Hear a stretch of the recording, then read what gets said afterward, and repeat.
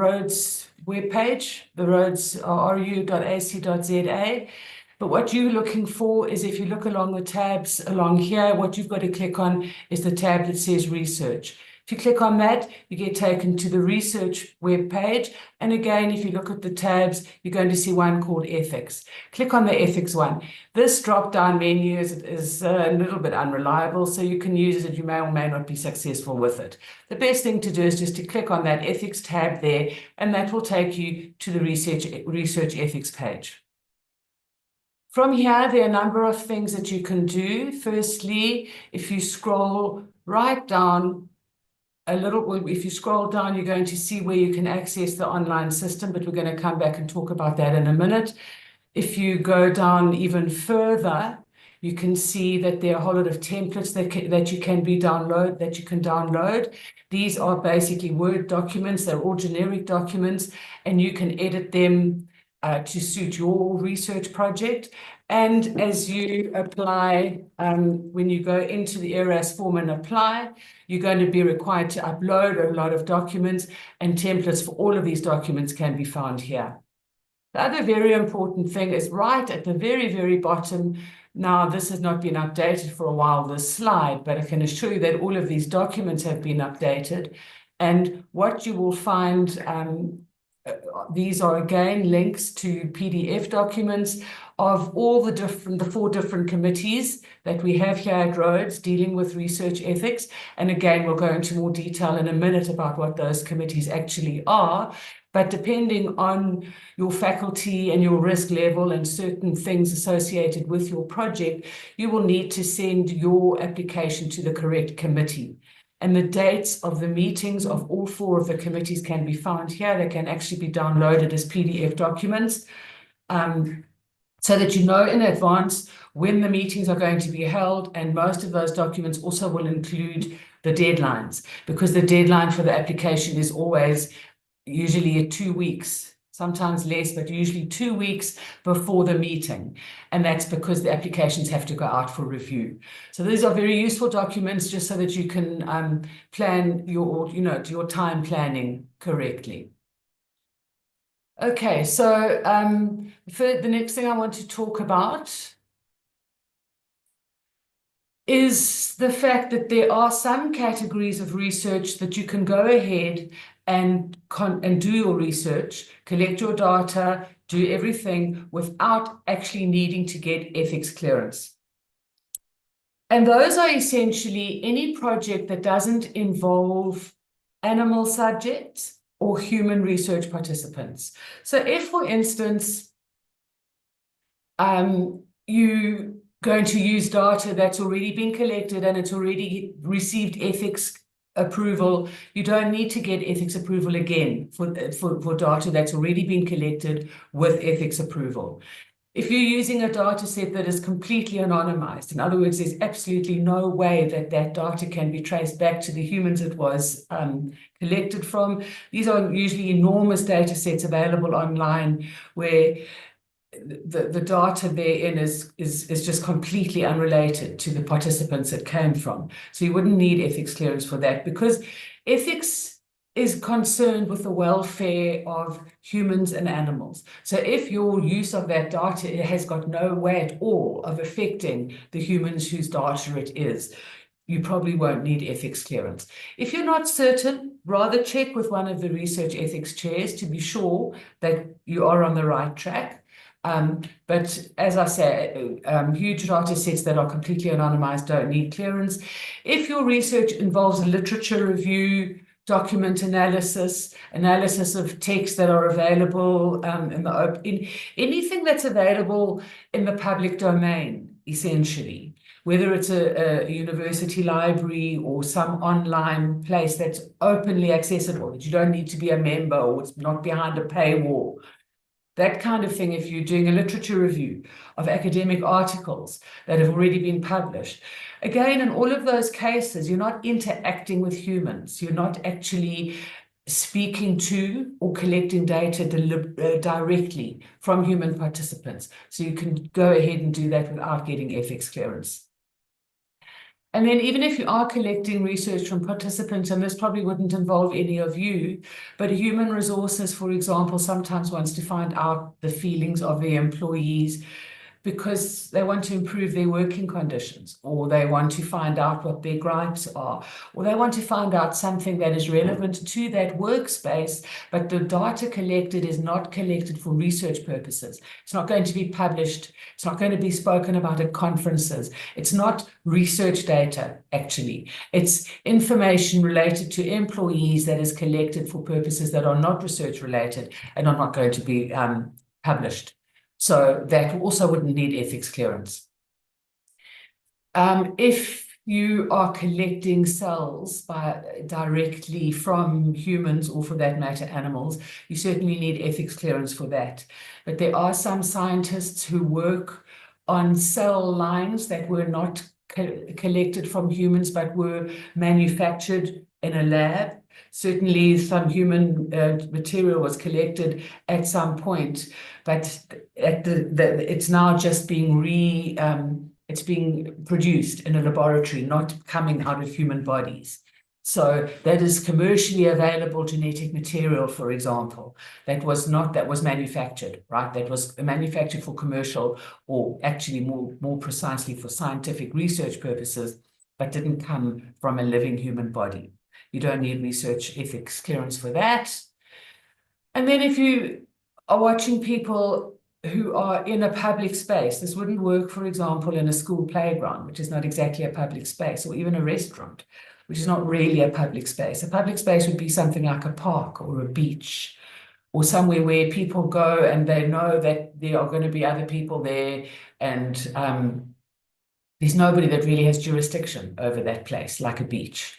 And you don't want to interfere with what the people are doing, and you don't want to talk to them or anything. You just simply want to watch what they are doing. So the observation of people, provided that they are in a public space where they have every reasonable expectation that they will be observed, you can do that observation without ethics clearance. But the moment you want to speak to those people or intervene in any way, you do need ethics clearance for that. So it's a rare study that could get all its data just from observing people in public spaces.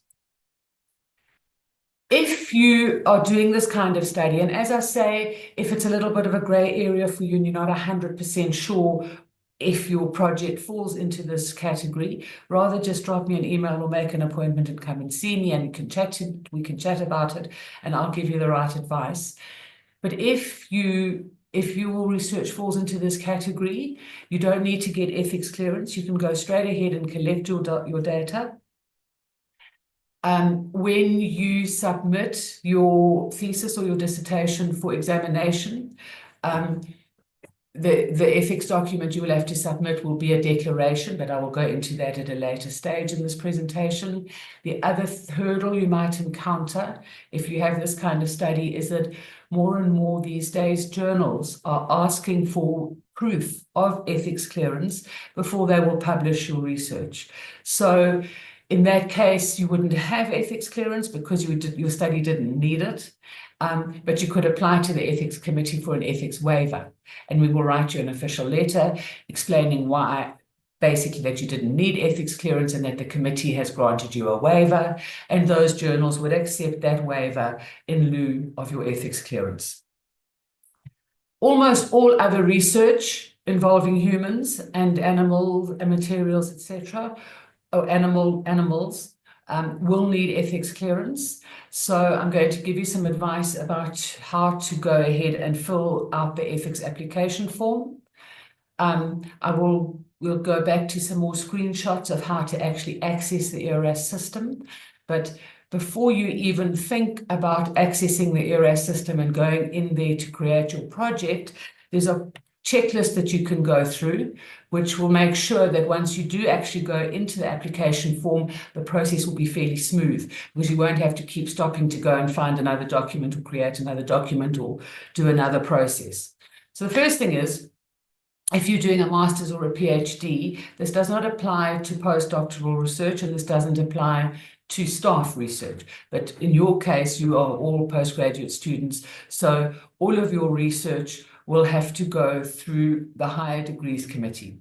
So each faculty has a Higher Degrees Committee, and all postgraduate research, well, not honours, but Masters and PhD, does have to get approved by the Higher Degrees Committee before it is submitted for ethics clearance. The science faculty doesn't have a Higher Degrees Committee as such, but they do have their own internal process whereby all postgraduate research needs approval, needs faculty approval. It's a slightly different process, as I said, from the Higher Degrees process, but nevertheless, that approval is required before you submit your application on ERAS. There is a reason for this. It's basically because if you only go through Higher Degrees after you've got your ethics clearance, and Higher Degrees has got methodological problems with your project to the extent that you actually have to change your project quite a lot, that might invalidate your ethics clearance, because your ethics clearance would have been based on the proposal as you submitted it to the ethics committee.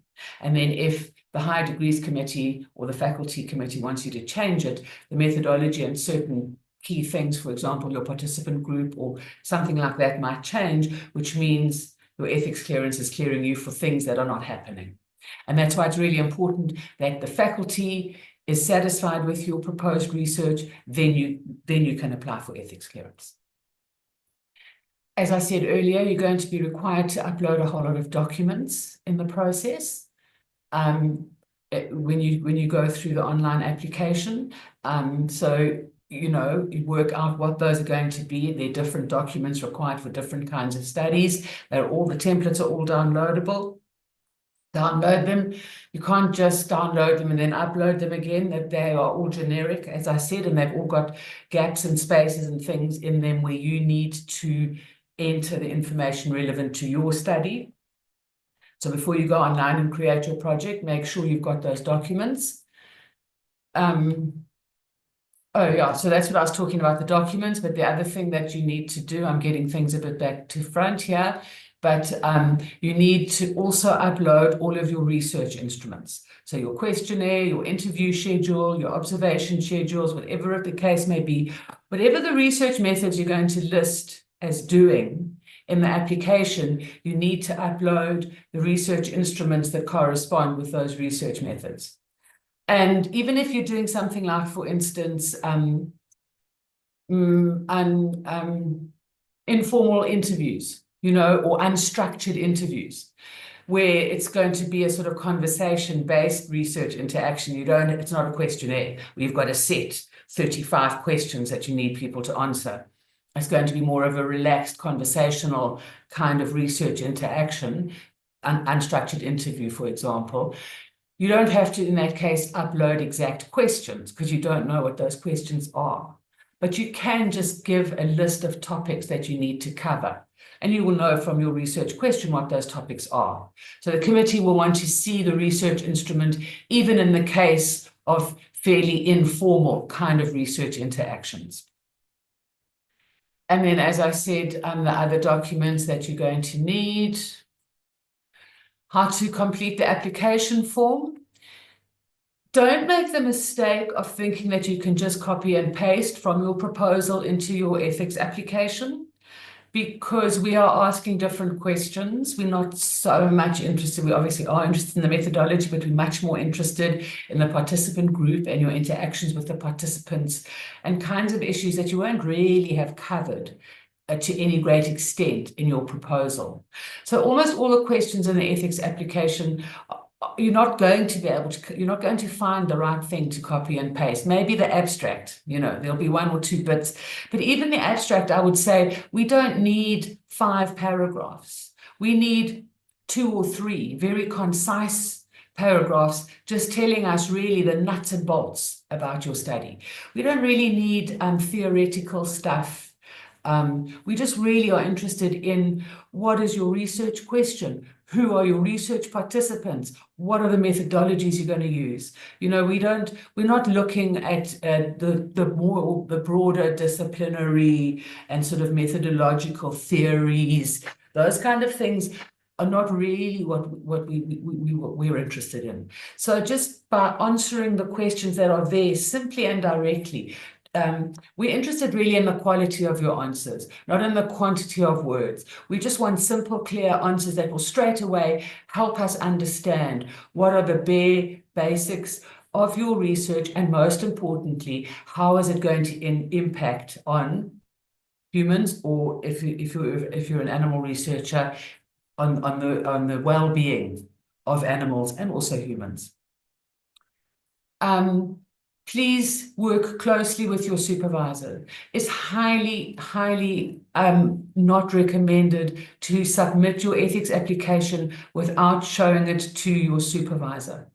And the best way to do that, sometimes people make the mistake of signing it off, and then the supervisor also has to sign it off, but before they sign it off, they realize that they're not happy with it. But because you've already signed it off, it just adds another delay in the process, because then you have to contact me or Paulina, who's our administrator, and we have to unlock the project for you, and it all takes up more time.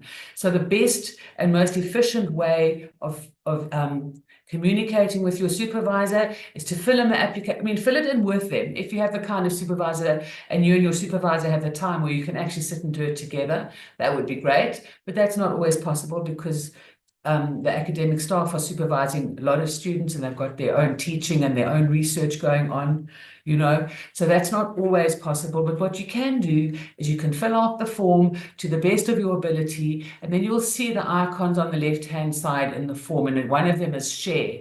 One of the options you have is share.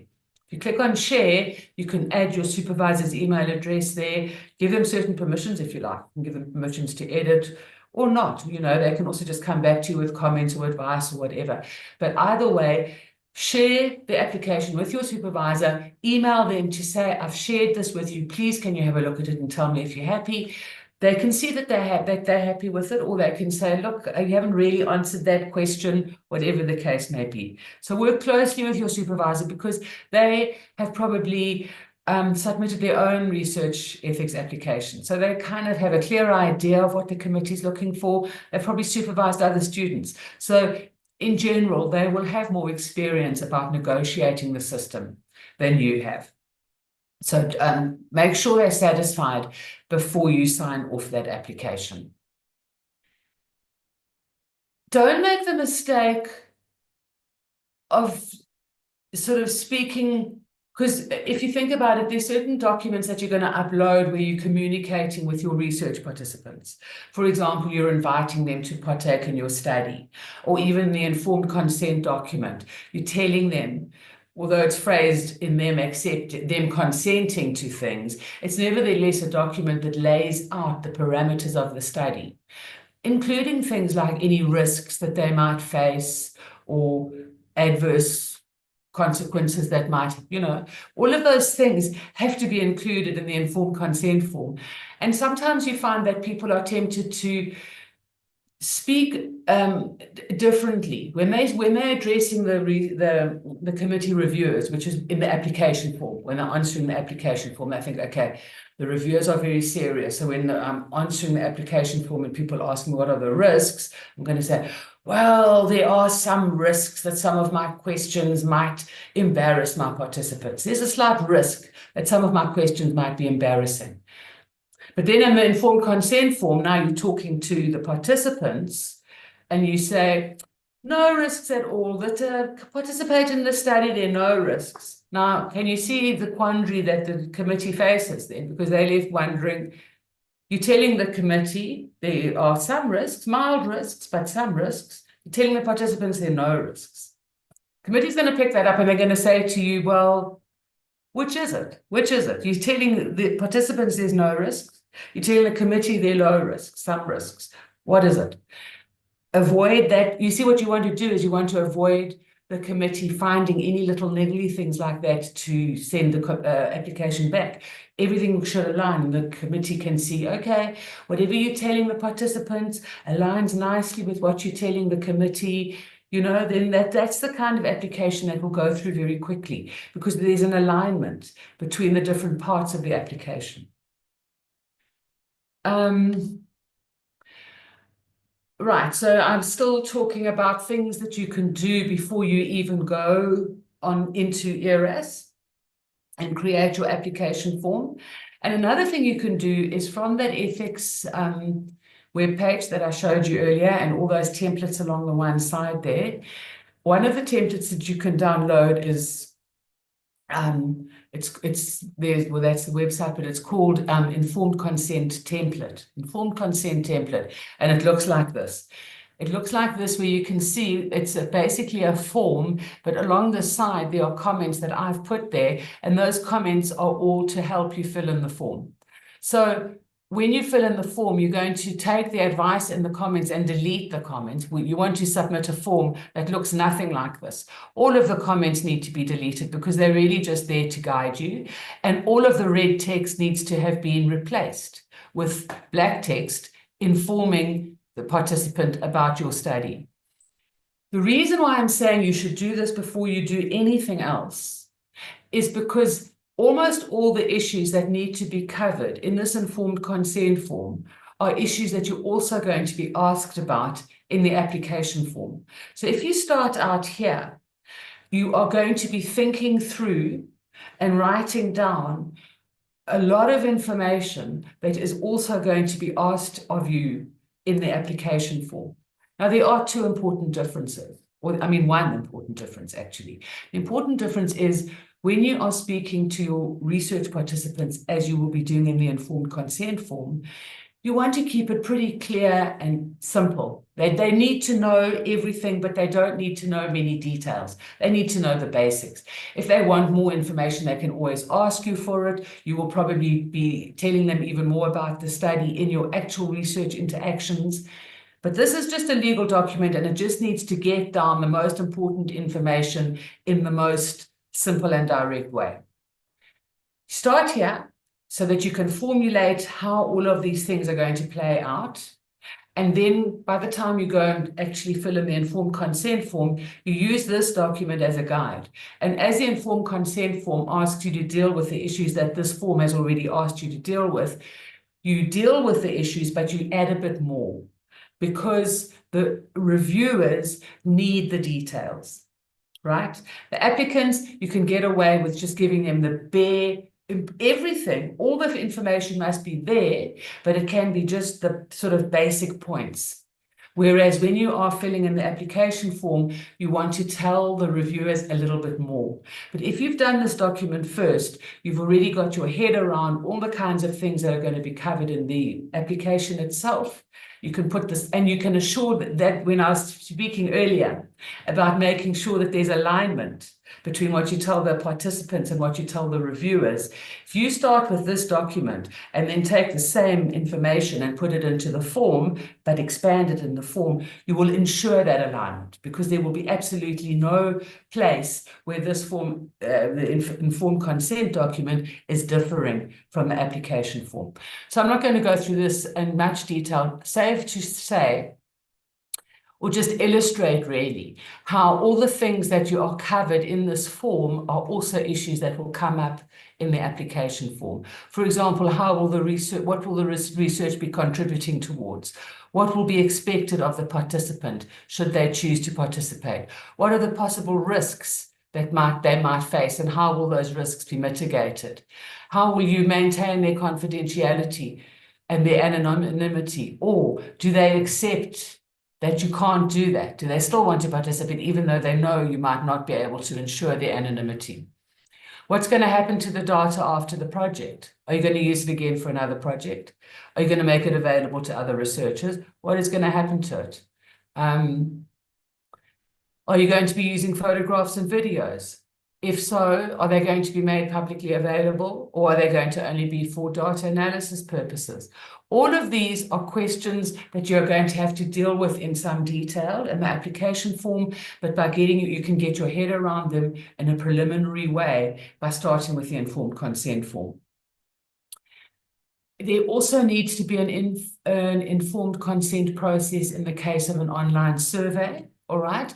And again, there is a template that you can download. It's phrased slightly differently. It's not in the first person. It's just, it's slightly different. It's just phrased in a way that's more appropriate for an online survey, for example. For instance, at the bottom of the informed consent form, there's a place for the participant to sign. You can't sign if you're filling in an online survey. Instead, you have to click on a button. So that template is really just more aligned to the process of getting informed consent if your research interaction is going to be online. Okay, so let's get to the point now. You've done all of those things. Okay, you've prepared your research instruments. You've got all your documents ready. Most importantly, you've got your informed consent form done, and you're now ready to actually log into ERAS, create that form, and get the process rolling. So I showed you before how you're going to come to ZA to research ethics. Okay, and then you're going to scroll down to where you see this says here ERAS accessing the online system. A little bit down, these are two hyperlinks here. You can't see it here, but these are actually hyperlinks. One is for applicants, one is for reviewers. Never mind about that one. You're going to be an applicant. You're going to click on that hyperlink. You're going to need to use your Rhodes login details to access ERAS. So if you haven't yet registered, that's not going to be possible. You need to have a Rhodes email address to log into ERAS. And then you're going to go to your ERAS work area, which is going to look something like this. And any projects that you've done before, for instance, if you did your honors or whatever, all your projects will be there. If you're new at Rhodes and you haven't had a project go through the Rhodes Ethics Committees as yet, you won't have any projects, but you will now click on Create Project to create a project. And when you click on Create Project, you're going to get this screen that comes up, including the form. This is the all-important part where you have to select the right form. So this is a drop-down menu. You'll click on the drop-down menu and you'll get these various options. Now, here it is very important that you select the correct form. If you are in any faculty other than humanities or education, well, first of all, if your research involves animals, then it's very straightforward. If your research involves animals, your application must go to the Animal Ethics Committee. Therefore, you're going to select that form there, no problem. You're going to select that one, and when you've got the blue selection there, you're going to click Create. It's going to create the Animal Ethics form for you. If you are in commerce, law, science, or pharmacy, I think those are 4 other faculties. It's also very simple. Your research isn't with animals, so you're not going to select that one. It's with humans, and you belong to one of those 4 faculties. So therefore, it's very simple. You're going to select the human ethics form. That's that one there. You're going to select there, and you're going to create your project. It's only if you are in the education faculty or the humanities faculty that it becomes slightly more complicated, because those 2 faculties have got their own low-risk human ethics committees. So you need to know before you apply what is the risk level of your project. And I will talk about that a little bit later on, but it is also something that needs to be decided almost on a case-by-case basis. It's not something that if I could give you sort of a whole week of seminars, I guess, on the complications of assessing the risk levels of projects. So it would be much better if you spoke to your supervisor, and if your supervisor didn't feel comfortable about how to decide on the risk level, once again, drop me an email, make an appointment to see me, phone me.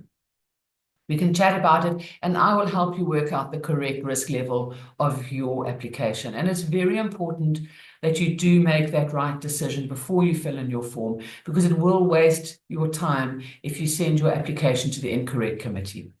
So if you're in one of the other 4 faculties that I mentioned, you don't have to worry. If you select the wrong, incorrect risk level for your study, we'll just send it back to you and say, you know what, this isn't actually medium, it's low. Please change it to low, and you'll change it to low, and there'll be no material impact on anything. But if you are in, say, the humanities faculty, and you send your application to the low-risk committee, and then the low-risk committee receives it, sends it out for review, goes to the meeting, and everyone deliberates it, and they're like, hey, you know what, this is not a low risk, this is actually a medium risk project. Then you've got to send, we can't just send that application over to the other committee. Unfortunately, we're hoping to get to a process where that can happen, but for the time being, we don't have that up and running. You then have to start again, fill out a whole new application form, wait, submit it by the deadline, wait for the meeting 2 weeks later, etc. The whole process can be delayed by a month, if not longer. Okay, so it's very important if you are in humanities or education to be sure that you've got your risk assessment correct, and then you fill in the correct form. You select the appropriate form, you click create, and you will be taken into the form where you will have a number of questions that you have to complete. You have to complete every single field in that application form. If there's any single field that you don't complete, it will not submit. But there's a way of finding out we'll talk about that in a minute. You fill in, just answer every single question, unless there really is no answer that you can give. Then you can put NA for not applicable. But if it is applicable, if you should have answered it and you put NA, the committee will send it back to you and ask you to correct it. So very briefly, risk assessment. And as I say, this is such a complicated terrain that I don't really want to spend too much time this afternoon on it.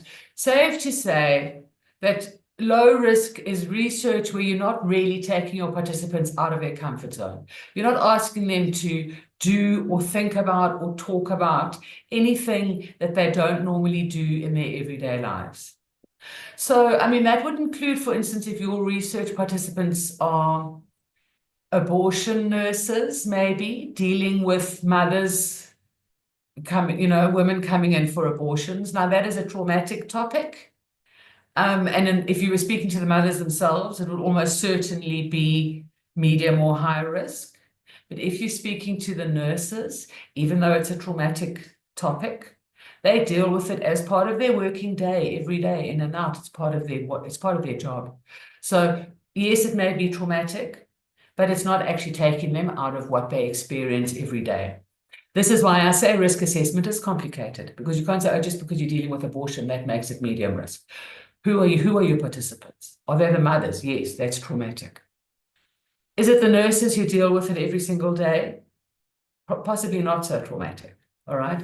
So that's why it's tricky. But anyway, as I say, low risk basically doesn't ask your participants to do or think about or talk about stuff that they don't kind of deal with every day. Medium and high risk, on the other hand, will take people out of their comfort zone to some extent.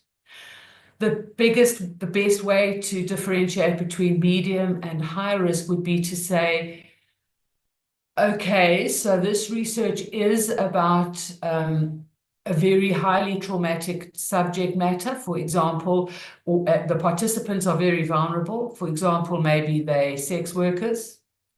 And the research questions are also traumatic because they are about maybe gender-based violence. So you've got a very vulnerable participant group, and you've got very traumatic, potentially triggering questions. There's no doubt about the fact that that's a high-risk study. But if you are interested, say, in witnessing of public violence, so you want to look at Rhodes first-year students, and you want to talk to them about, have they ever witnessed, maybe, have they ever witnessed domestic violence? Have they ever witnessed it, right? Not have they been exposed to it themselves, but have they witnessed somebody else experiencing domestic violence, whether their mother, their neighbor, whoever. There, you've got a large pool of first-year students, of whom it's certainly possible that some of them will have witnessed that. We're not talking about experience, we're talking about witnessing. But there's also a large possibility that an even greater percentage of the first-year student body has never actually witnessed something like that firsthand. So then you can say, well, look, the chances are that some of this large group of, say, 1,000 or however many students might have witnessed something like that. But for the vast majority, they probably haven't. It would probably be medium, right? Because there is a chance that some of the participant group might have witnessed it. The minute it's experiencing it, that again would probably make it high. Right. So that's why I don't want to go into this in too much detail, because it is such a complex matter and it is so much relevant. It is so related to the research question, the actual research question and the participant group. It's very important that you make the right selection. Sometimes it's clear-cut and easy. Sometimes it's more complicated. So I'm not going to spend any more time on this now, but again, I really urge you, and I urge you more than I have before, to contact me or somebody else who will be able to help you if you're not certain, rather than submitting to the wrong committee. Because what you don't want to do is submit to the wrong committee, because that will definitely waste your time. Okay, now gatekeepers. That was the other thing that CPG specifically wanted me to discuss today. When do you need gatekeeper permission? You need gatekeeper permission when your research participants are under somebody's jurisdiction. And mostly that would be because they are employed by a particular company or organization or municipalities, because they are employees. You need them to, and it's not only that they are employees of a certain organization, it's that you will be recruiting them through their work, and that their job, and that your research questions to some extent involve their work. So if you want to work, if your research is about the kinds of trees that Makana municipality plants, and you want to speak to Makana municipal employees who are employed in the gardens division, and you want to talk to them about the trees that they plant and their work and their experience and so on. You specifically want them because they are Makana employees and because of the job they do, the work they do, and you will be recruiting them through the Makana municipal manager because you don't have any other way of accessing them. Then your gatekeeper is going to be the municipal manager of Makana, because you are recruiting the participants through their work, and your research question directly involves their work. If your research participants are, if your research question is, your research participants are, say, Waitrons, and your question is about the general experience of serving people, not about what is it like to work at Fraser's, or does your employer only pay you, do you only get paid tips? Well, I mean, there again, if your participant group is Waitrons from a number of different restaurants, and your questions are not related to the actual jobs, the actual places they work, and you have a way of recruiting them, you know, such as a pub, maybe where Waitrons hang out or whatever the case may be, you have a way of recruiting them that is not via their workplaces. And your questions are general questions about being a Waitron, not how is it to work at Fraser's. Then you don't need gatekeeper permission, right? So gatekeeper permission is needed when you are recruiting people via their workplaces. Sibusiso, I see your hand. Yes, Doc. Thank you so much for the question. Sorry for giving me an opportunity. My question is, if, let's say, I'm part of a professional organization and working with, or I have a network of business analysts, and then I want to recruit these business analysts. They work from different... I think I know where your question's going. Can you just let me continue? Because I think I'm going to cover your question in a second. Okay. Okay. If I don't cover it, I'll come back to you. But I have a feeling I know where your question's going, and I think I'm about to deal with it at any minute now. Okay. Okay, thanks. Yeah, so if you're recruiting them via their workplace or institution, medical establishment, whatever the case is, where they are under somebody's jurisdiction, or where you need permission to access them, or you just need permission to access the premises. So if you want to restaurant patrons, right, you need permission from the restaurant owner to collect data, to approach people in their restaurant for research purposes. You don't need gatekeeper permissions. So this is where I hope I'm going to cover your question. Where your research participants are recruited for their knowledge or expertise, where you are recruiting them for other than via their jobs, for example, as you were saying, through a personal network or through LinkedIn, or through the fact that their job puts their contact details out on the web, internet somewhere. So if you're recruiting them as experts, you're not recruiting them to ask about their job at a certain place, but to their knowledge and experience in general. And you're not recruiting them via their work, but you're having some other way of recruiting them. And the research questions involve their knowledge and experience, not that actual job. You don't need gatekeeper permission. Sibusiso, does that answer your question? Yes, Doc. Thank you so much. Thank you. I thought so. I thought you were going to ask about that. Yes. So that is absolutely the case. It doesn't matter where they work, if they are your participants because of their knowledge and expertise. But if you want to ask them about that actual job, then you would need gatekeeper permission. But if you were asking them just about their knowledge and experience in general, you don't need gatekeeper permission for that. And I would explain that in the application form. If I get somewhere, I would slip that in. Somewhere there's going to be a question that asks, how are you going to recruit people? And there, under that recruitment section, explain that. So that later, when you select no, I don't need a gatekeeper, the reviewers aren't going to say, oh, but, because you've already explained that you are recruiting them because they are experts, and you are recruiting them via some network, whatever that may be, other than their jobs. Okay. And then also anybody participating in their individual capacity. So if you were doing a survey in the street, you're just hanging out outside Checkers and asking shoppers what brand of coffee they prefer buying. You obviously have to get their permission to participate, and tell them why you're collecting the data. You still have to have that process of saying, this is who I am, this is what I want to do. Are you prepared to talk to me? You still have to do that. But it doesn't matter where they work. They certainly work somewhere, or they're road students, or whatever the case may be, but you are just approaching them as people in the street, and they can say, yes, I want to participate, or they can say, no, I don't want to participate, but they will participate or not in their individual capacity. So you don't need gatekeeper permission in that case.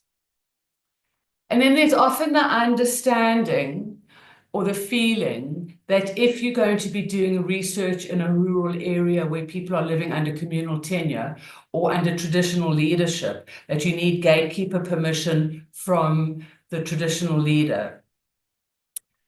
And actually, you don't. Well, you do and you don't, all right? Because the research committee is of the opinion that people living under communal tenure in a rural area are adults who have the capacity to decide for themselves whether or not they want to participate in your study. We don't like to infantilize adults and say they are under the jurisdiction, the legal jurisdiction of their traditional leader.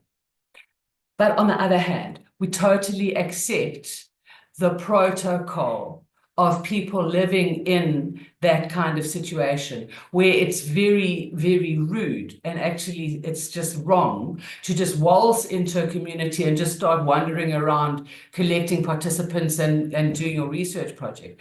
That's completely contrary to conventional norms in that context, where the norm would be that any stranger coming in would immediately go first to the traditional leader and say of that area, this is who I am, I'm from Rhodes, I'm doing research, I don't want to speak to people about this, and that. So you do get their permission, you get their buy-in. You don't just say, I don't need a traditional leader's gatekeeper permission. The committee didn't need it, so I don't care. No, it's not like that. We have to respect local convention. So the committee will always recommend that you do exactly that. The first thing you do when you're working in a rural community, and whether you're an insider or an outsider, all of my research was in rural communities. Obviously, I was an outsider. Would always start with a traditional leader, introduce myself, this is who I am, this is why I'm here, etc. But even as an insider, even if it's your own community, it's still the right thing to do, to start off with the traditional leader. Headman, chief, whichever feels correct for the context. And introduce yourself and do the right thing according to local convention. But we just recommend that as a committee. We just understand that that is the right way to go about things. But we're not going to ask you to make that guy sign a letter and bring it back to the committee, because that's also in many cases asking that traditional leader to go out of their comfort zone. Perhaps people don't always like signing things. It's hard enough to get participants to sign informed consent sometimes. You don't want traditional leaders now to have to sign letters that sometimes people don't know what they're signing for, and it makes them feel uncomfortable, right? So yeah, so we totally recommend or suggest really that people abide by local conventions, which do require that you get the buy-in of the traditional leader. But as a committee, we recommend that that's what we call informal gatekeeper permission. Right? You're getting informal gatekeeper permission. We don't need to see evidence of informal gatekeeper permission, but we expect that you will get it because it's the right thing to do. Okay, then there's a thing called gatekeeper waiver. And this is again because there are certain cases where the gatekeeper might want to stand in the way of your research. I'll go back to the example I was speaking about earlier. If your research participants are waitrons, but now this time I'm going to say that you've heard that there's a certain restaurant in Grahamstown that doesn't pay their waitrons, that just expects them to survive on tips. Now, this is an important thing to research, right? I mean, this is unfair labor practice, etc. It's a highly legitimate research question. But so you're recruiting not just any waitrons from all Grahamstown restaurants, waitrons from a specific restaurant, because your research question is, or maybe a few restaurants, maybe you do want to do 4 or 5 restaurants because you want to do a comparative study of how are the waitrons in these 4 or 5 restaurants paid.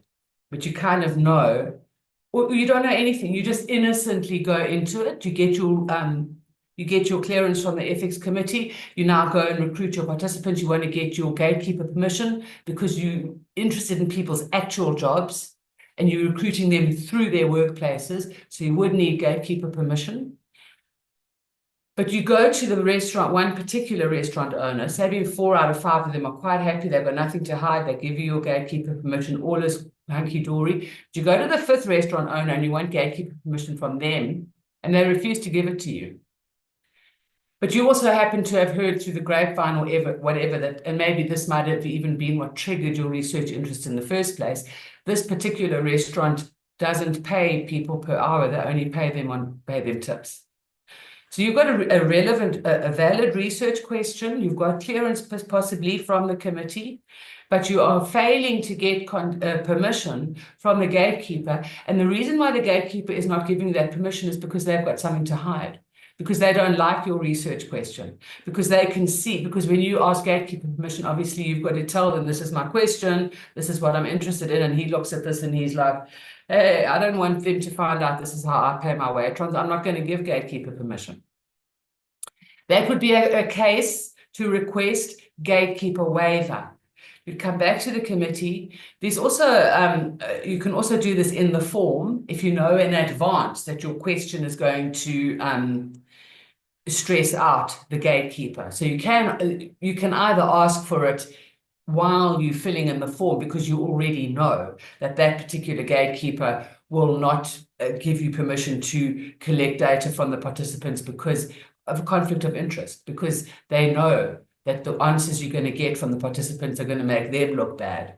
So then you straight away, there's a place in the form where you request gatekeeper waiver, but then there's going to come up a box that says explain. There you've got a chance to make your case to the committee.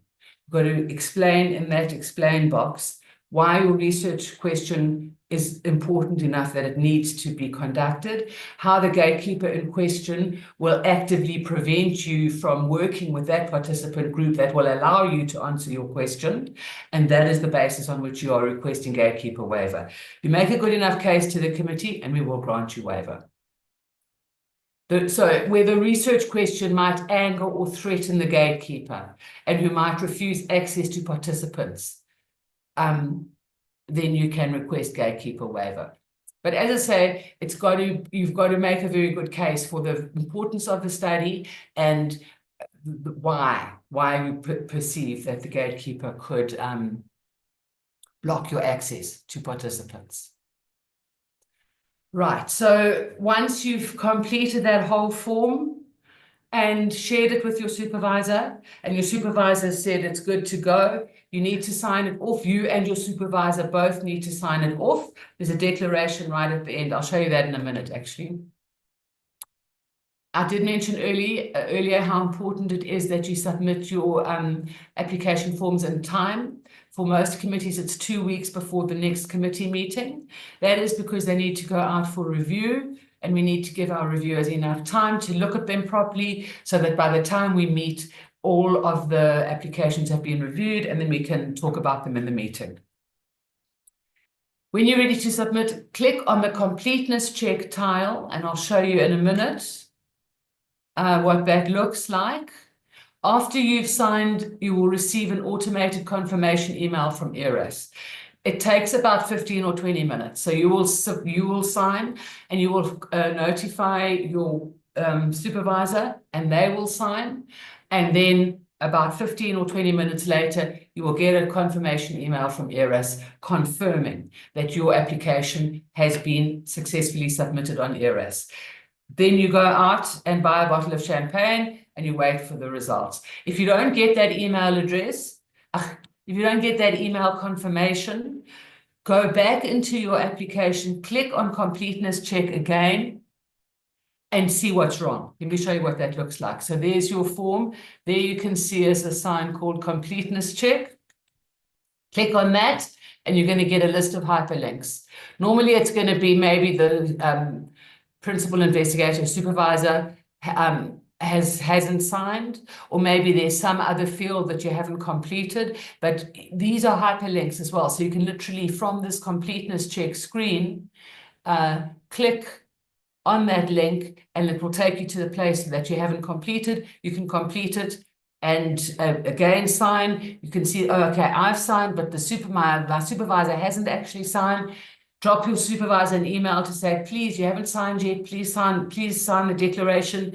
Once it's signed, you will receive that confirmation email. If you don't receive it again, go in again, see what the problem is. You have to receive that confirmation email, and then you know that all is well. You can even drop me or Paulina an email to doubly check that it's on the system. There's nothing that breaks my heart more than sometimes I get these emails and I'm like, I submitted my application in like October last year and I haven't heard anything yet. And it turns out that there's like one field that wasn't, they thought they'd submitted it. They felt that they'd submitted it. But there was one field that they hadn't, their supervisor hadn't signed, or there was one thing they hadn't filled in. It hadn't gone through. They've been sitting waiting for 3 or 4 months for a reply. It only comes to my works, Paulina, our administrator, it only comes to our workspace when that submission is completely done properly and you get the email. If you don't get that email, we don't see it, and we've got no clue that it's even there. So honestly, to be doubly sure, just drop Paulina an email and say, but if you get the email confirmation from ERAS, it's enough. Honestly, it's enough. If you don't get it though, you do need to follow up. Okay. What happens after you've submitted it? Well, the first thing is, as I've already said, it goes out for review. Oh, I'm going backwards now. So it gets reviewed by 2 reviewers and it'll be on the agenda of the next meeting.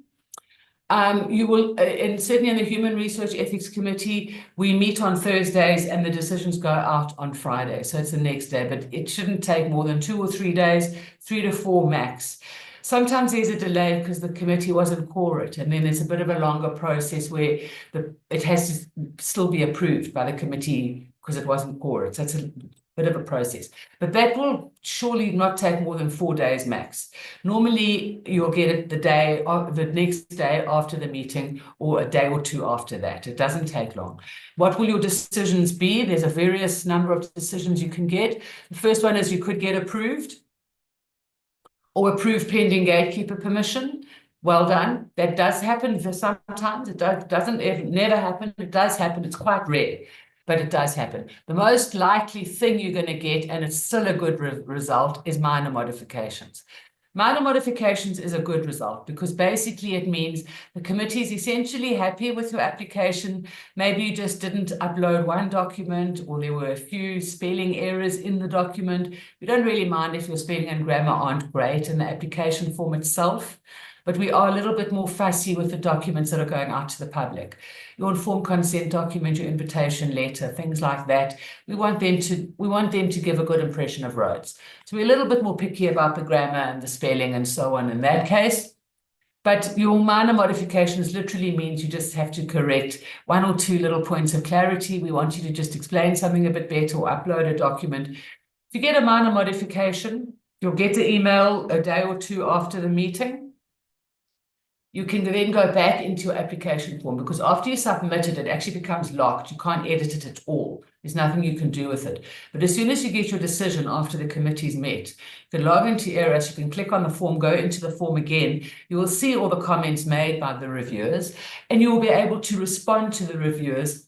You'll be able to edit it. You'll be able to delete. You'll be able to add more stuff, upload more documents, delete the documents that we didn't like, upload the corrected documents. You can go through all the comments made by the reviewers, respond to all of the comments, upload the documents, do whatever is asked of you.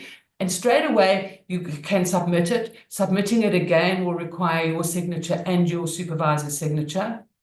Upon submission, it is possible that the chair of the committee can then look at it, okay, again, go back to the chair's workspace, and they can look at it, they can see the comments made by the reviewers, they can see the changes you've made, and if they're satisfied with, if they believe that your changes have addressed the comments and issues raised by the committee, by the reviewers, they can approve it, boom, straight away. So the day after,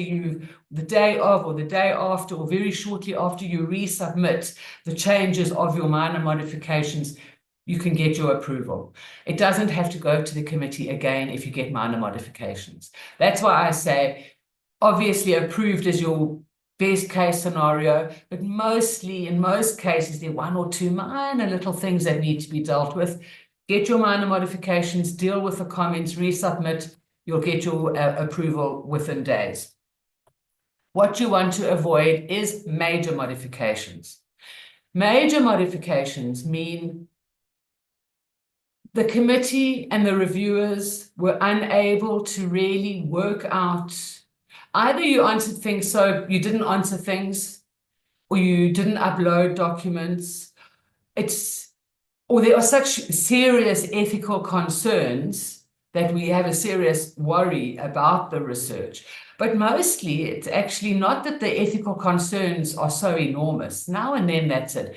Mostly, the problem with major modifications is, as I said earlier, you're not responding to the actual questions. You're cutting and pasting from your proposal.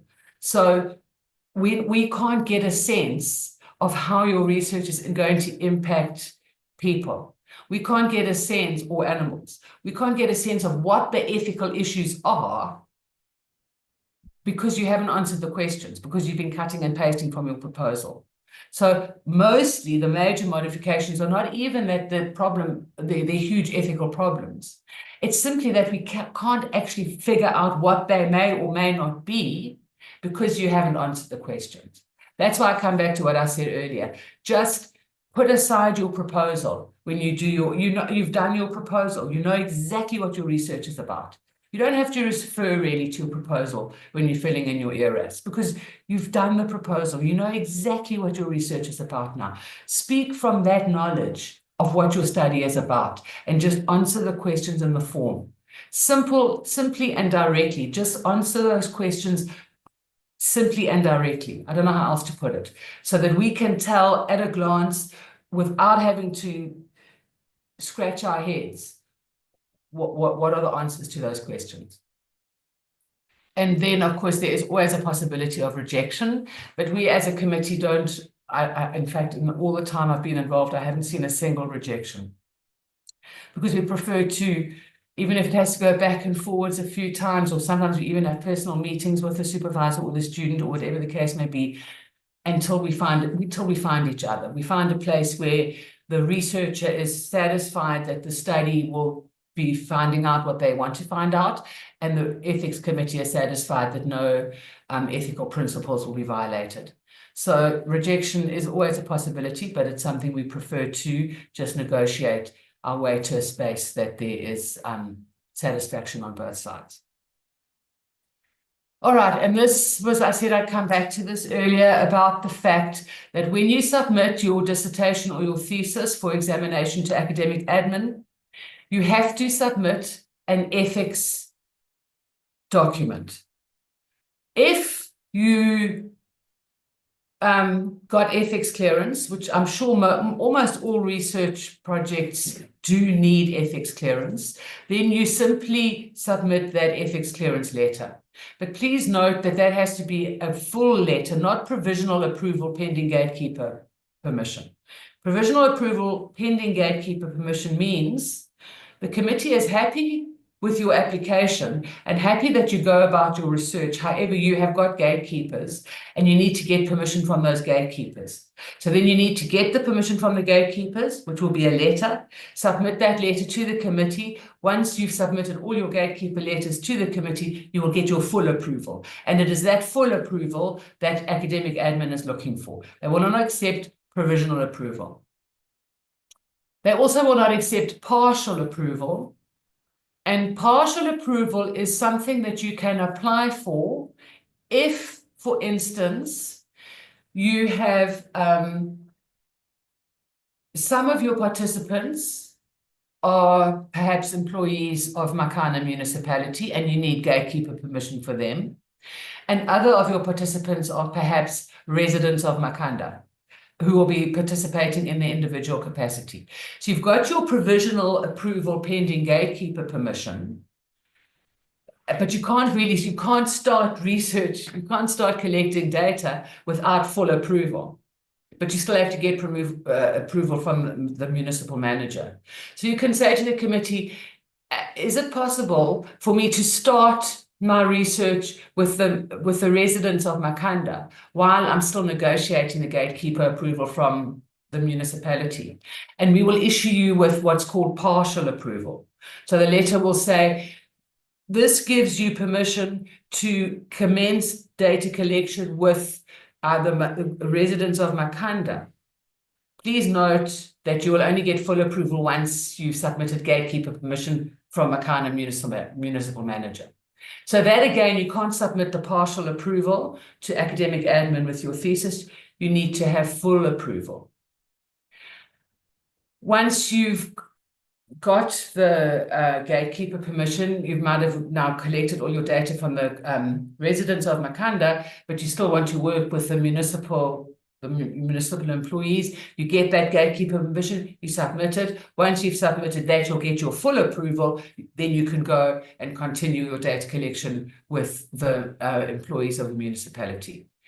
But it is the full approval letter that the academic admin wants to see. They will not accept provisional and they will not accept partial. Provisional means you can't start your research yet because you still need gatekeeper permission. Partial means the committee has given you permission to commence data collection with those participants who don't need gatekeeper permission while you're still negotiating a gatekeeper permission. But you still need to get full approval. Neither of those count as full approval. If you have a situation where you thought you wanted to work with 5 restaurants and then only 3 gave you gatekeeper permission, and the other 2, you've decided, you know what, I'm going to get enough data from those 3. I don't actually need those 2. And there isn't a compelling reason, such as I might have mentioned earlier, why you definitely want participants from one of those restaurants. You feel you can get enough data from the 3 restaurants, but your application still says 5, and you're still stuck with provisional approval or partial approval because you haven't got the gatekeeper permission from those other 2 restaurants. There's a thing you can apply for, which is called protocol amendment. And then you say, look, I want to remove the participants from X and Y restaurants because I can't get gatekeeper permission. And anyway, I've got sufficient data from the other 3 restaurants. So then you submit that, we approve your protocol amendment, we can upload that onto your ERAS form so that everyone can see, okay, the form says 5 gatekeepers, but they've now actually eliminated 2 of them. There are only 3. Those 3 letters are here, full approval. So we've got ways of getting around any eventuality. You may think you want to work with these 5 employee organizations.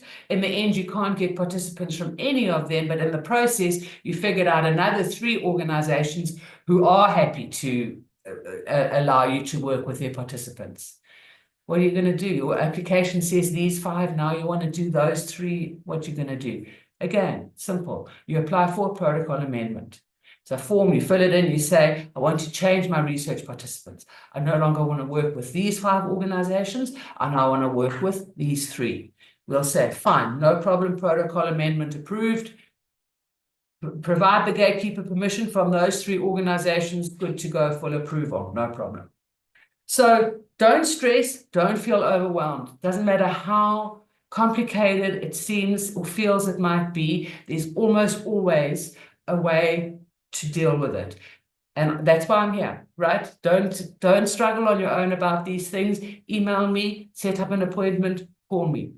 We'll talk it through and you'll see it's not going to be nearly as overwhelming or stressful as all of that. Okay, so either you're going to submit your full ethics clearance. Don't try and submit partial or provisional. Academic admin will send it back to you and they will not send your thesis out for examination. It has to be full approval. What if you didn't need ethics clearance? Right in the beginning, you'll remember I mentioned some kinds of research that don't need clearance. Then there's a form that's available on the website, but CPG has got a copy.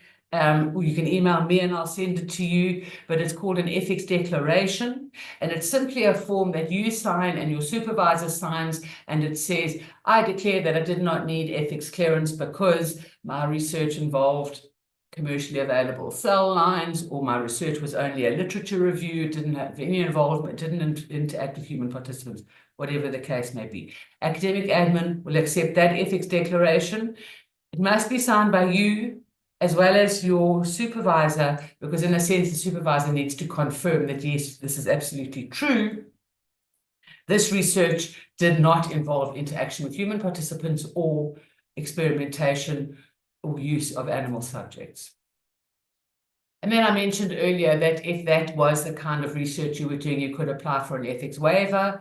That's normally only necessary if you are trying to publish in a journal. So it's unlikely you will have gone through that process just while you do your postgraduate degree. But if for some reason you have gone through that process and got the ethics waiver, they will also accept that ethics waiver. Academic admin will. But you don't need to go through that process unless you want to, or unless you have to, because you can also just sign the declaration.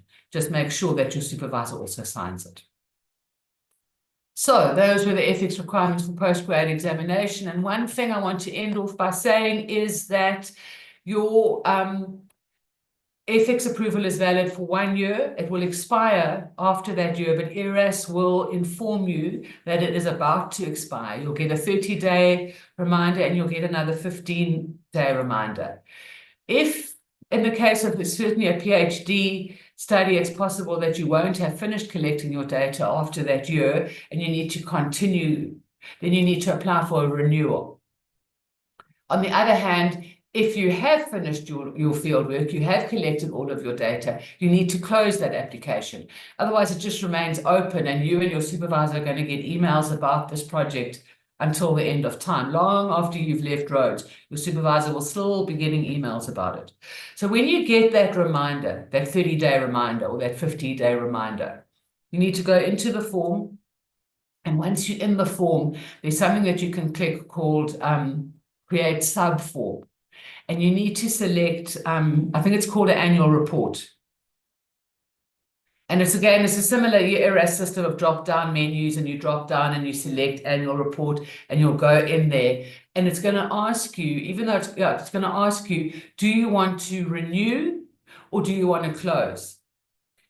And so you need to fill in this annual report whether you finished your data collection or whether you are still busy with it, because this form will allow you to tell us what's going on. And if you are still going to be interacting with human participants, you need to apply for renewal, because your ethics clearance letter is going to expire, and then in theory, it's no longer okay for you to be involving with, to have a research interactions with human participants, because your ethics is expired, right? So that's why you would apply for a renewal, and we'll send you a new letter, another approval letter, renewing it for another year. It might be that you've completed your data collection. You are no longer interacting with humans, with any participants, because you might still be writing up, right? Sometimes it takes as long to, if not longer, to write up as it does take to collect the data. But if if you have collected all your data, if your research interactions are complete, even if you're still writing up, you can close the project, because you no longer need ethics clearance, because you are no longer interacting with human participants. Yes, you're writing up, but that's a different process. That's not fieldwork. That's not research interaction with participants. So in that case, if you've got all your data, you're just writing up, you select closure, and that project will close. And then that's fine, because it's over, that project's finished. When you want to come back as a postdoc, or your master's is finished, you're coming back to do a PhD, it's going to be a new project. You're going to create a new project, start from scratch again. Fill in that annual report so that we know where you are. Either you're going to be continuing with your data collection, or in fact, it's complete. That's that. Okay, here I just wanted to show you have to actually access this from inside the application form itself. It's not from your ERAS workspace. You have to click on the application form itself, go into the form, and you'll see there's an option there of create subform. You click on that and you're going to select the human ethics renewal. Okay, I need to change that because it's actually annual report. It says renewal, but it's not only renewal. It actually does give you an option to close as well. And it's important that you do that just to close off the project. Complete the form and submit it. Again, you must get that confirmation email from ERAS. I think in this case, you can just do it. It doesn't need your supervisor also to sign off on this. I think they'll just go through if you as the applicant sign it.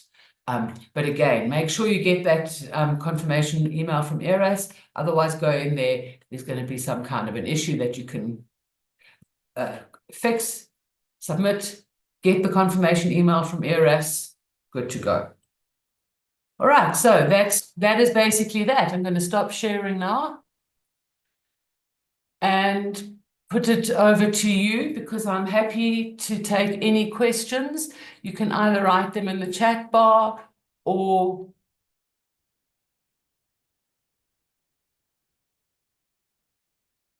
I've just seen that there's no sound, but I'm guessing that the sound thing came right.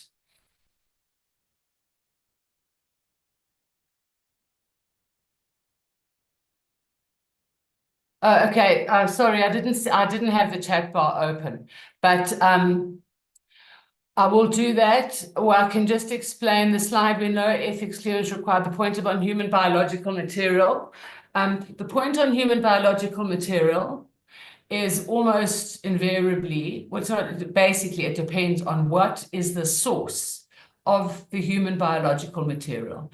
Did you, I see your hands as hands you will see, so I'll come back to you. I'm just going to deal with the chat bar quickly, if I can.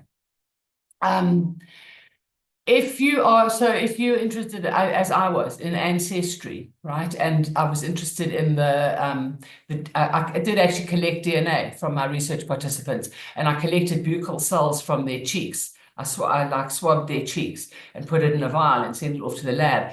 Obviously, I needed ethics clearance for that. I'm collecting biological material from human participants. It's a very non-invasive method. There's no blood or pain involved. It's just a scrapey kind of thing. But nevertheless, collecting cells from human participants needs ethics clearance. Same if it's blood cells, same if it's any time that you're collecting, and animals too, if you're collecting material for lab analysis from animals, you need ethics clearance. But there are some researchers who don't work with materials drawn from living participants, but they work with materials which are often genetic materials and often biological materials, but they were created in a lab from a cell line. They were not taken from a living human. They were created in a lab. So in that case, you wouldn't need ethics clearance to work on those materials. The other things you'd probably have to think about, there are biosafety issues, and there's certainly other things that would need consideration, but you wouldn't necessarily need clearance from a human research ethics committee because you're not collecting samples from a living human. I just want to... Oh, thanks, James. Nice to have you here. I just want to go back.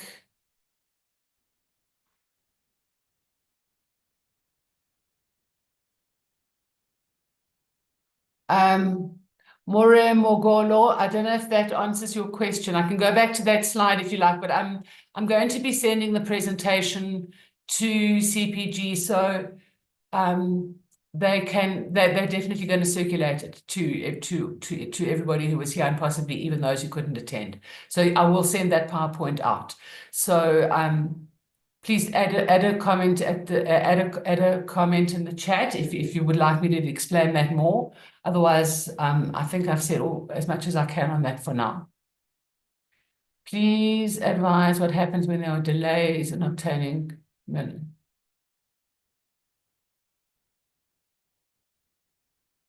Yeah, ethics can always be extended. I mean, the partial approval doesn't really expire. It doesn't really have an expiry date on it.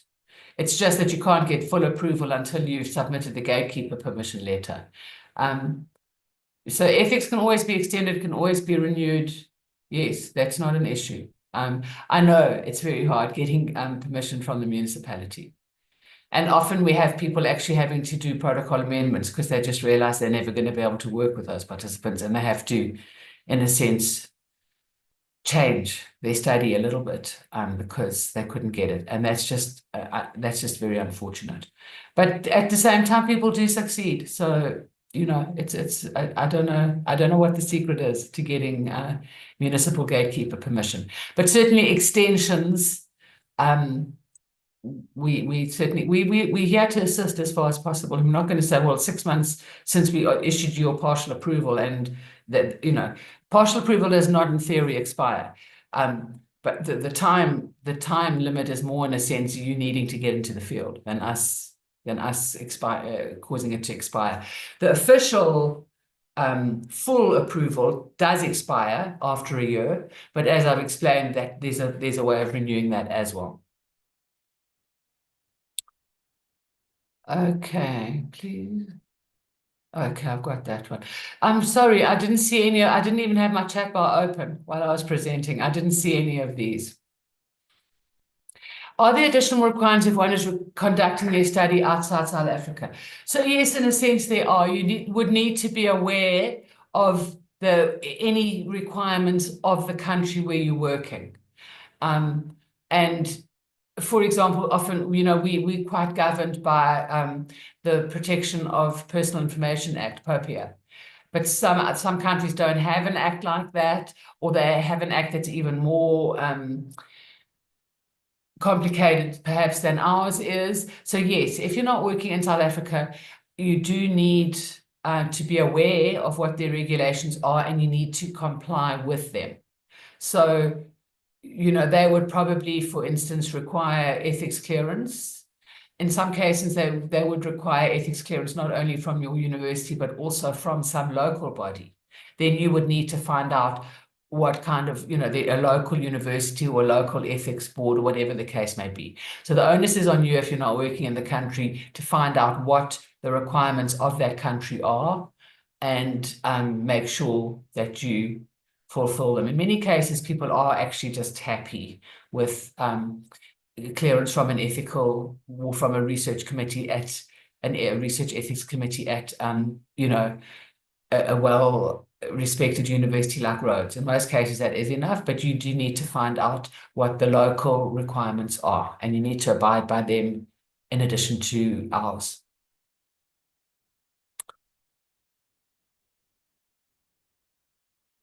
Oh, thanks, Tony. That is so sweet. Thank you very much. I really appreciate that.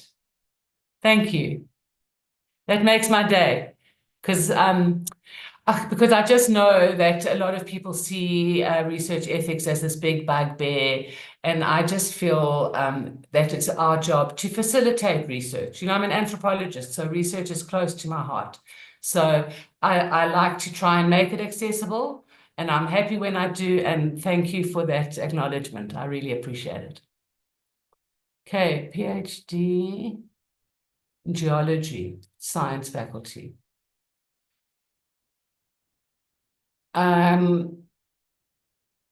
Nosibulelo, are you talking about the Higher Degrees Committee?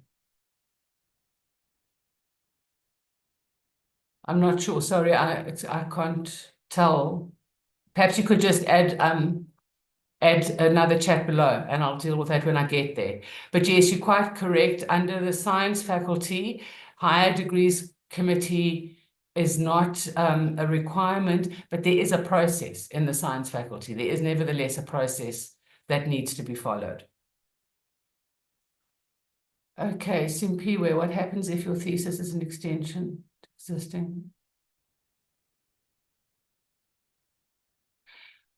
Simpiwe, I would chat to my supervisor about that if I was you. But if the research has received clearance and you're using instruments and participants, etc., as defined in the study, that's fine. Perhaps you should speak to your supervisor, who I'm presuming is the person that's got the ethics clearance, because what they can do just to make sure that absolutely everything is above board is to do an ethics amendment where they simply add your name to the project as a collaborator, and possibly any additional things that you might be doing that they didn't include in their original application. So you might be introducing perhaps a slightly different participant group, or you might be using a different research instrument, in which case all of these things can be included in the amendment application,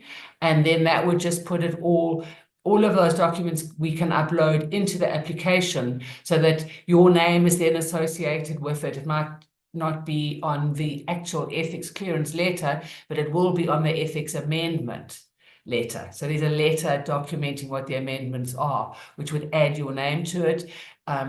We would add your research instruments to the project. So the best thing I would say would be to speak to your supervisor and ask them to complete an amendment that first of all notifies us that you are also involved in this project, and also just notifies us, as I say, if there are additional participants or additional instruments that you're going to actually be using.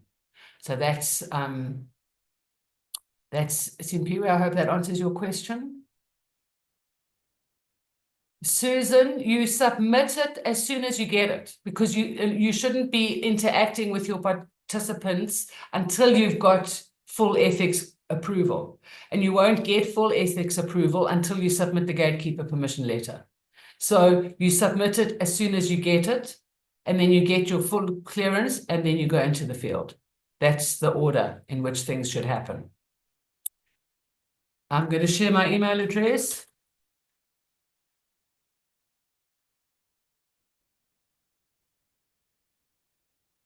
I'm glad you asked me to do that because there's another J.Hayward here and it's not me. It goes to the wrong person. So I'm Janet.Hayward. So please take note of my email address.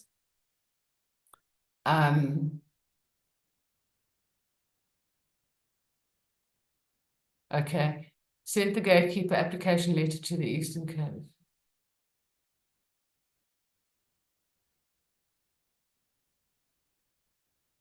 Department of Basic Education. Nongaba, I don't have anything offhand, but would you send me an email and I will follow up and see what I can do to help you in this. DBE, they usually, yeah, they do respond. There's a bit of a backwards and forwards. They will give you provisional, and then you'll give the provisional to us, and then we'll give you full, and then they'll give you full. It's a bit of a backwards and forwards, but it does happen eventually. So drop me an email, and I will see if I can find a better email address for you. Thanks again, James, and thank you, Lisa. Okay, thank you, Mori Mogolo, and please don't hesitate to email me further if there's any additional information you need. Thank you for recognizing that, Tony. You really are making my day. I agree with you. I think that there's a lot that one can gain by going through the ethics process that you can actually put right in your thesis. Absolutely. And I think it's also very useful because it encourages us to look at our research through a slightly different lens. It can actually help us refine our thoughts and ideas. So I'm happy that you had that experience, Tony, because I agree with you. I think it can be like that.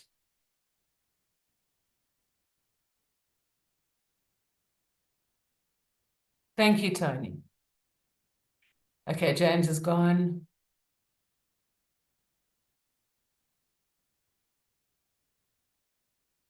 If you're creating a survey and you need to send it to professionals in multiple other countries, yeah, that is a slightly tricky one because if it's a low risk study, it's probably if it's I think Misha, if it's pretty low risk and pretty innocuous, it shouldn't be a problem. My one question would be, how are you recruiting these participants? How are you getting their email addresses? Thanks, MP. We'll do that and come back to me if you need any further advice. I'm waiting to hear from Misha about the recruitment.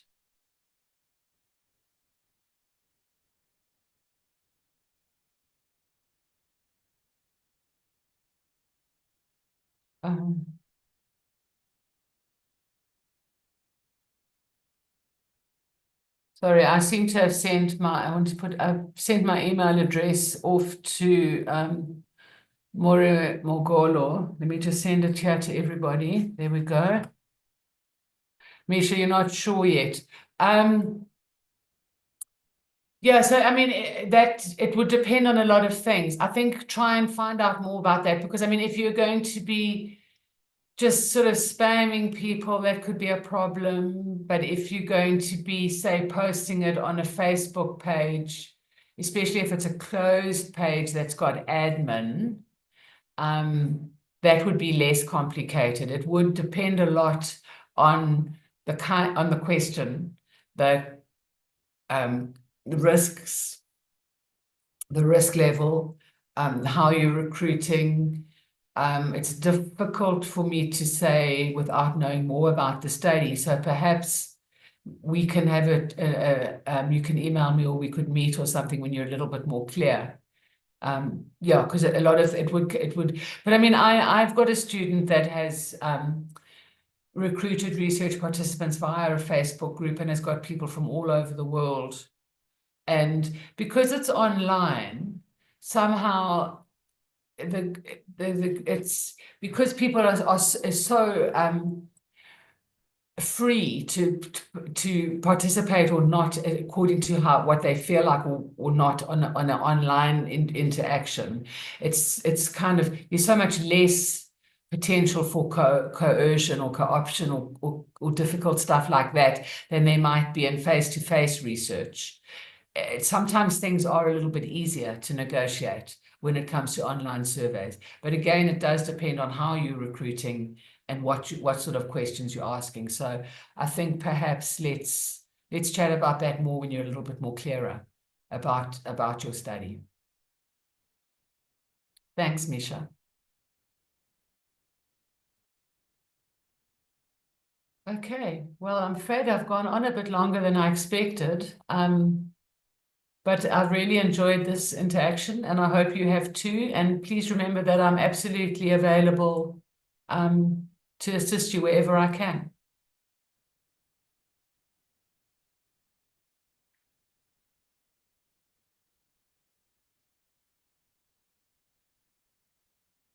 I don't see is it here? I think we've been okay. Well, I don't see any hands, and I don't see any questions. So I've put my email address there. Bye, Wandile. Bye, everybody. Thanks for attending. And I look forward to interacting further with some of you, as I'm sure I will. Right, I'm going to leave now. Thank you very much. Wishing you all the best. Good luck for your studies. Thank you. Bye.